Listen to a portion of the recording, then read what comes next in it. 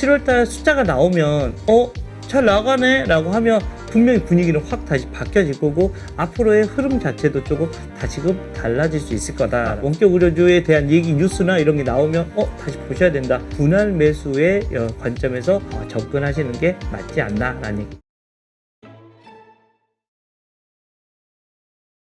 오늘 그 포스코, 현대차, 기아 실적 발표가 있었죠? 네, 오늘 네. 큰 기업들 일단 어떻게 보셨어요?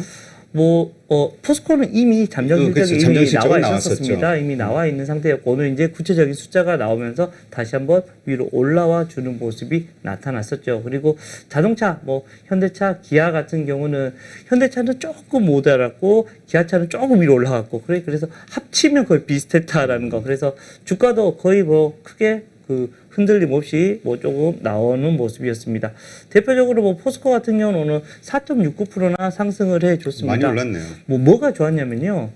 포인트 바로 이 앞으로도 좋아질 거야 라는 이런 거였습니다. 사실 하반기에는 좀 수요가 좀 줄어들 거 아니야 라는 이런 생각을 많이 했었습니다. 그것 때문에 주가가 조금 못 가는 거 아니야 라는 생각을 했었습니다. 그러면서 주가 사실은 좀 지지부진했잖아요. 언제부터 딱 5월 초를 찍고 그 뒤로 계속해서 지지부진이었습니다. 하지만 오늘 아니야 우리 하반기도 좋을 거야 걱정하지 마라는 이런 분위기를 냈습니다. 사실 2분기까지는 실적이 당연히 좋을 거라고 생각을 했었죠. 그리고 실제로 좋았고 우리가 기대했던 건 뭐였냐면 앞으로였습니다. 앞으로가 좋아질 거냐 안 좋아질 거냐라는 이런 게 가장 중요했었는데 좋아질 겁니다 라고 우리 3분기 4분기도 하반기에도 긍정적일 거니까 괜찮게 계속해서 바라봐 주세요 라는 이런 얘기가 나왔기 때문에 투자자들이 기다리고 있었던 뉴스가 나온 것이다 라고 생각을 하셔야 될 것 같고요. 기아차, 현대차 같은 경우는 오늘 주가에서 보듯이 현대차는 500원 올랐고 기아차는 300원 올랐습니다. 둘 다 몇 프로예요? 500원이면? 500원이면 현대차는 0.22, 기아차는 0.34. 시장은 1%였습니다. 시장보다 언더퍼폼을 하는 이런 오늘 시장이었는데요. 그만큼 별로 좋지 않았던 이야기다라는 겁니다. 근데 사실 2분기 실적에 대해서는 되게 좋을 거라고 기대를 많이 했잖아요. 좀 기대를 많이 했었습니다. 컨센서스만큼은 기아차는 조금 더 잘 나왔고 이런 현대차는 조금 더 아래로 나왔다라는 거. 큰 차이는 없었지만 그 정도 1,000억 정도 이제 언더했고 기아는 1,000억 정도 이제 아웃퍼폼을 하는 모습이 나타났는데 이거보다는 하반기에 어떻게 될 것 같아라는 이런 게 조금 불확실성이 좀 노출이 된 게 아닌가라는 이야기를 해드리겠습니다. 앞으로가 더 중요하다는 겁니다. 지금까지는 이미 다 주가에 반영이 됐고 하반기 때 어떻게 될 것인가가 가장 중요한 모습이었는데 거기에 대한 이런 코멘트가 별로 나오지 않았고요. 내일 분명히 우르르 보고서가 쏟아질 겁니다. 현대차, 기아차에 대한 이런 보고서가 어찌 나올지는 아직은 그래도 나쁘진 않았던 거 아니야? 라는 거. 기아차 실제로 지금 현재 시간의 거래는 살짝 좀 올라가고 있고, 현대차는 앞에서 제가 얘기 드렸듯이 컨센서스 살짝 미달했기 때문에 그냥 멍멍입니다. 그만큼 거기에 대한 이런 이슈들은 계속해서 여러분들이 생각을 해 주셔야 될 것 같습니다. 그렇다면 아직 현대차, 기아 2분기 실적은 좋겠지만 이게 피크아웃 아니냐, 정점 아니냐 이런 걱정들이 있었는데 그걸 해소를 못 해준 거군요. 완벽하게 해소는 시장에서 되지 않은 것 같다라는 얘기 드리겠습니다. 그렇다면 그런 의심을 계속 가지고 갈 수밖에 없다는 건 앞으로의 주가 흐름도 좀 답답해질 수 있다. 옆으로 좀 횡보가 진행이 될 것 같다. 어떤 새로운 어떤 이슈가 좀 등장을 해줘야 될 것 같습니다. 네, 그렇군요. 수급 면으로는 어떻습니까? 특히 외국인의 동향이 가장 궁금하죠.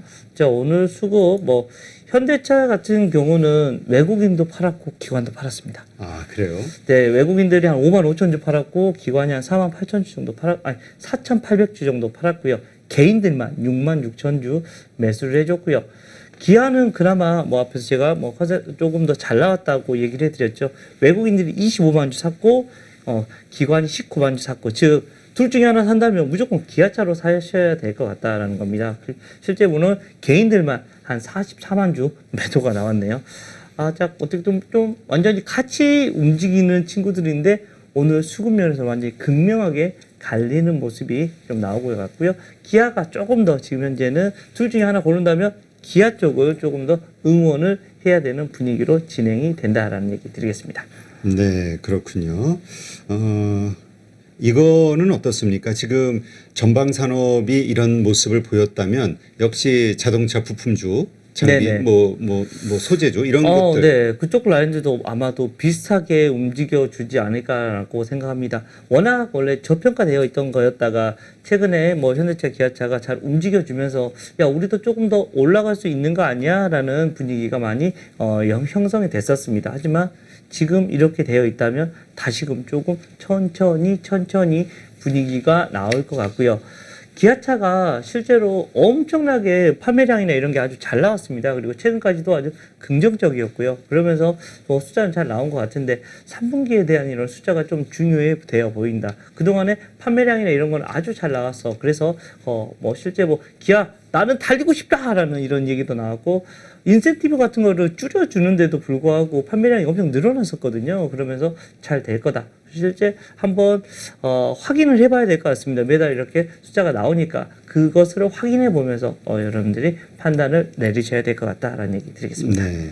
근데 사실 불과 한 달 전, 한 2, 3주 전까지, 3주 전까지만 해도 네네네. 사실 모든 뭐 증권사들의 그 리포트나 이런 걸 보면은 현대차, 기아에 대한 되게 다 긍정적이었습니다. 네, 그게 주도주가 될 것이다. 하반기. 판매량이 계속해서 잘 나오고 있었거든요. 그래서 판매량을 확인을 해봐야 될 것 같다라는 이야기를 해드리겠고 실제 이제 북미나 이런 데서 어떤 식으로 움직여 주느냐가 가장 중요해 보인다라는 얘기 드리겠습니다. 네.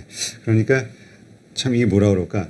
이 증권사에서 괜찮다 하는 네네. 거를 그대로 믿기가 조금 이게 너무 네네. 생명력이 짧은 거 아니에요?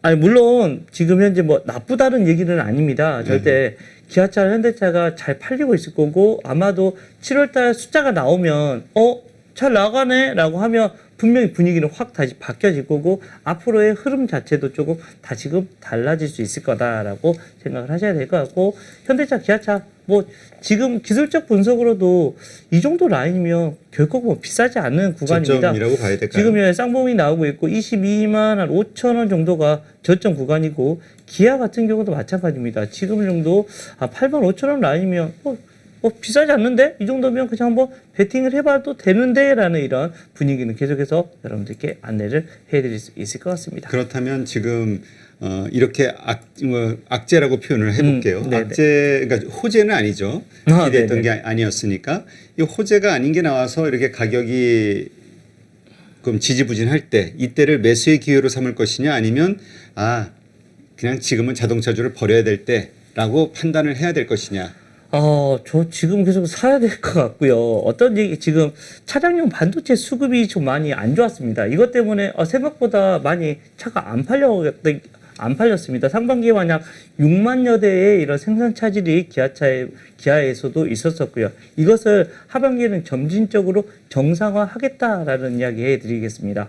반도체 이슈 때문에 계속해서 이러한 이슈가 나오고 있다라는 거 얘기를 해드리겠고요. 하반기에는 하지만 전기차용이나 여러 가지 이런 이슈, 바로 스포티지에 대한 이런 걸로 다시 한번 돌파를 해보겠다라는 얘기를 해드리겠고요.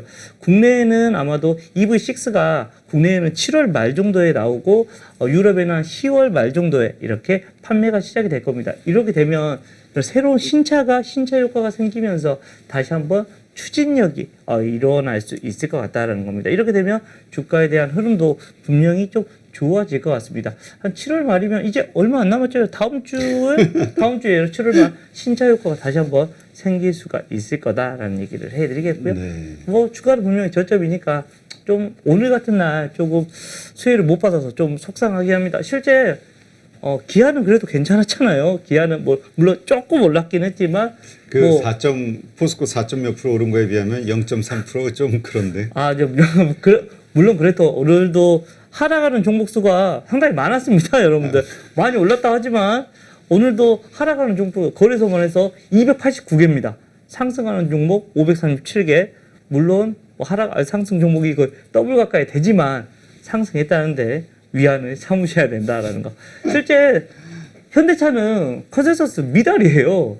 컨센서스를 미달했다라는 거 여러분들 다시 얘기드리겠습니다. 전에 그런 얘기 많았었잖아요. 지금 미국에서 북미 지역에서 지금 자동차 판매 실적이 좋은 게 네네. 지금 미국 자동차 회사들의 신차 발매 이거는 지금 되게 안 좋잖아요. 자동차 반도체 그렇죠. 문제 네네. 때문에.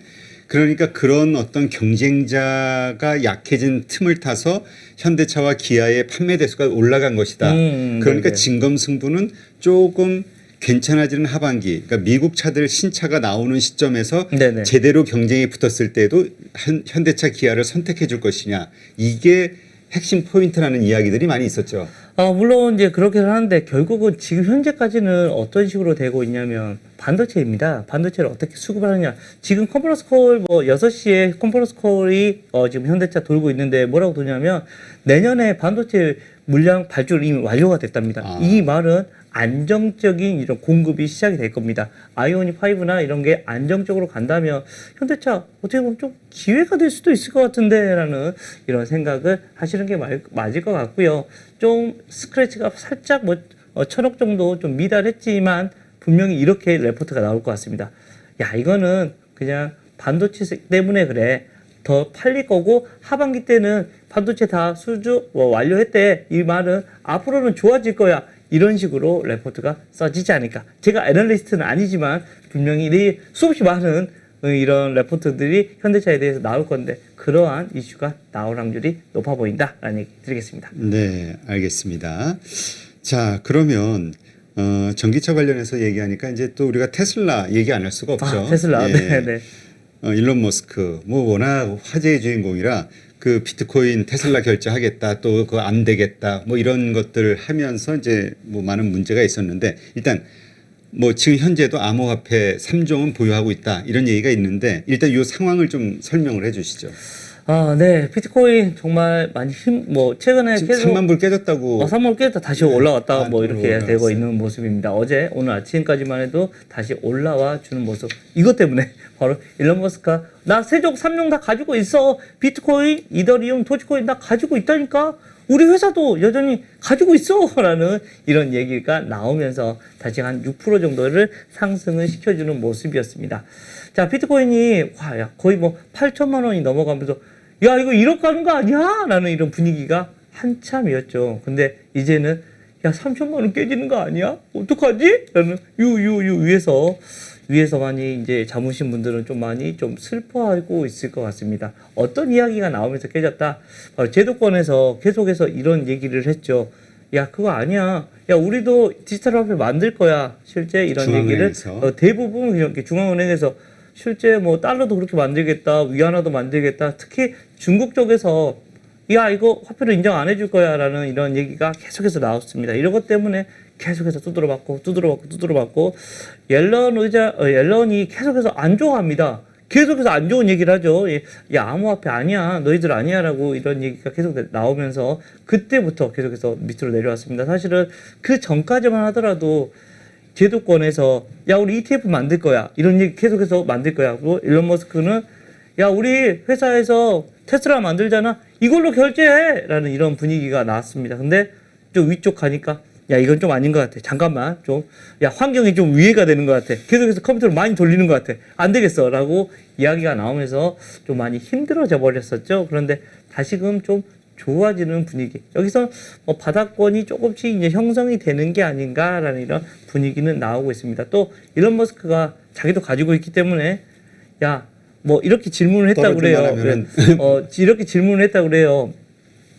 야, 비트코인 결제 다시 가능할 것 같습니까? 라고 하니까 그럴 가능성이 아주 커! 라는 식으로 테슬라를 결제를 할 수 있게 다시 만들어줄 수 있어! 라는 이런 분위기가 관측이 됐다고 합니다. 이것 때문에 어제 비트코인이 좋았던 것 같다라는 겁니다. 실제로 지금 이렇게 계속해서 이루어지고 있는 모습이 나타나고 있습니다. 네. 자, 우리가 이거에 대해서 관심을 갖는 이유는 결국 이제 암호화폐 관련주, 그렇죠. 가상화폐 관련주에 대해서 이제 좀 알아보기 위해서인데 어떻습니까? 지금 흐름은? 자, 비덴트 같은 경우가 거기에 대표주라고 생각을 하시면 됩니다. 주가가 어디까지 갔었냐면요. 16,000원대. 와, 그때가 언제냐면 4월. 제일 좋을 때입니다. 9.1대. 와! 할 때. 그 뒤로 떨어지고 떨어져. 계속 떨어져. 계속 떨어졌습니다. 어디까지? 바로 9,000원대까지. 9,000원을 깨지기도 했고요. 뭐 8,000원대 거의 절반 가까이 떨어졌네요. 네, 그렇죠. 8,500원까지 내려갔다 또 반토막 정도 떨어졌다가 지금 오늘 조금 어제 오늘 올라와서 한 9,970원 정도 지금 현재 하고 있는 것 같습니다. 대부분의 차트가 지금 현재 이러한 이런 모습이 나타나고 있다는 겁니다. 주가의 흐름은 사실 어쩔 수 없습니다. 이 친구들은 계속해서 이쪽으로밖에 움직일 수밖에 없습니다. 계속 이쪽 종목들을 어쩔 수 없이 계속 여기하고 연관돼 또 계속해서 비트코인은 24시간 매매되고 있으니까 좀 피곤하긴 하지만 그 투자하는 사람들 보니까 잠을 못 자더라고요. 예, 그렇죠. 새벽에도 계속해서 움직이고 있으니까 제 뭐 지인도 그거 한참 올라갈 때 열심히 매매를 해서 너 여기 야 너 왜 그러냐고 여기가 아니야 형 아무 일 없어. 자기의 건강을 희생하면서 돈을 벌고 있더라고요. 그래서 나 돈이 벌어서 좋아. 근데 내려올 때 많이 토해냈다고 하더라라는 거. 결국은 뭐다? 건강만 잃었던 것 같다라는 이야기 드리겠습니다. 네. 지금 지난번에 그 코인베이스 상장하면서 뭐 두나무 관련주니 그래서 창투사들부터 시작해가지고 한참 그런 테마들이 있었잖아요. 지금 어때요? 흐름은? 그냥 쏩니다. 거기도 와 다 무너진 상태에서 무너진 상태에서 그냥 옆으로 비덴트 차트랑 거의 비슷하다고 지금 생각을 하셔야 될 것 같습니다. 지금 많이 내려와 있다. 그때 한참 화랑기 때 올라탔다가 좀 내려와서 옆으로 좀 기고 있는 상태라고 생각을 하셔야 될 것 같습니다. 결국은 비트코인이 다시 위로 올라와 줘야지 될 것 같고, 근데 지금은 제도권은 이곳저곳에서 아니야, 아직은 아니야, 좀 그래, 아니야 이런 식의 분위기가 계속해서 연출이 되고 있는 모습이다라는 얘기 드리겠습니다. 그렇다면 앞으로 이 관련주들도 조금 뭐 일시적으로 반등은 할 수 있겠으나 뭐 지지부진한 상황으로 봐야겠죠. 지금은 추세적으로 올라가기에는 조금 어렵지 않나. 물론 언젠가는 암호화폐가 전 세계에 이런 통용화가 되면서 올라갈 수는 있겠지만 지금 현재 짧게 본다면 조금 시간이 더 갈릴 수밖에 없다라는 얘기 드리겠습니다. 네, 알겠습니다. 자, 이제 코로나가 지금 막 확산되고 한국 같은 경우도 4차 이런 경고 이 단계가 돌입이 되고 하면서 다시 원격 의료 관련해 가지고 이제 관심을 좀 받고 있는데 이 섹터에 대한 설명도 좀 부탁드립니다. 자, 원격 의료 우리가 비대면의 시대에 계속해서 얘기가 나오고 있습니다. 실제 좀 나이 드신 분들도 실제 갈 수가 없잖아. 그래, 너희가 와주면 안 돼? 야, 갈 수는 없어. 시간이 없어요. 당신 하나 보러 그렇게 갈 수가 없어요라고 얘기를 하는 것처럼 좀 거기에 대한 이런 필요성이 많이 이루어지고 있죠. 사실은 첫 번째 우리가 의료진과 만났을 때는 대부분 어떻게 했어야 된다? 대면을 하고 그 다음 재진부터 이렇게 해보자라고 하는데 이것까지도 좀 풀어주려고 하는 이런 이슈가 많이 나타나고 있습니다. 실제 전 세계적으로 G7을 포함해서 OECD 국가들 중에서도 실제 37개 국가 중에 32개 국가가 이것을 허용하고 있습니다. 그만큼 의료 서비스에 대한 이런 원격 의료에 대한 이런 이야기는 계속해서 나타나고 있고 재진도 물론 재진도 오케이 하지만 초진까지도 다 이제는 허용을 해주는 분위기로 지금 진행을 되고 있다라는 얘기를 해드리겠습니다. 실제 이런 거 어디서 얘기가 나오고 있습니다. 홍남기 부총리가 7월 초에도 여기에 대한 이런 회의를 가졌고 지난달에도 여기에 대한 이런 회의가 계속해서 일어나고 있습니다. 그리고 최근에 코로나19가 다시 한번 좀 팬데믹 4차 유행이 지금 현재 진행이 되면서 다시 한번 이 종목들에 대한 이런 이야기가 다시 한번 펼쳐지고 있는 것이다 라는 얘기 드리겠습니다. 네, 이게 그 원격 의료 관련주, 백신 같은 경우는 좀 일시적으로 보는 분들도 있는데 원격 의료는 좀 장기 투자로 봐도 되지 않을까요? 네, 맞습니다. 거기는 커가는 산업이다라고 이야기를 해드릴 수 있을 것 같고 코로나19 이런 제약 관련된 키트 관련된 주식은 좀 작게 보자라는 이런 이슈가 좀 더 많은데 이쪽은 좀 길게 봐도 되는 게 아니야라는 거 안내를 해드리겠습니다. 대표적으로 인성정보 같은 경우도 있고요. 비트컴퓨터 같은 경우도 있다라는 거. 물론 오늘은 대부분 어떤 모습이냐면 음봉입니다. 조금 소문이 났을 때 좀 팔자, 뉴스가 나왔을 때 팔자라는 이런 분위기가 관측이 됐고요. 실제 오늘 10% 넘게 다들 올랐었거든요. 그런데 마이너스가 나버리는 경우도 있고, 실제 거래량 많이 터진 것 같은데. 네, 오늘 거래량 상당히 어제부터 이쪽 관련된 종목들이 많이 이야기가 나왔습니다.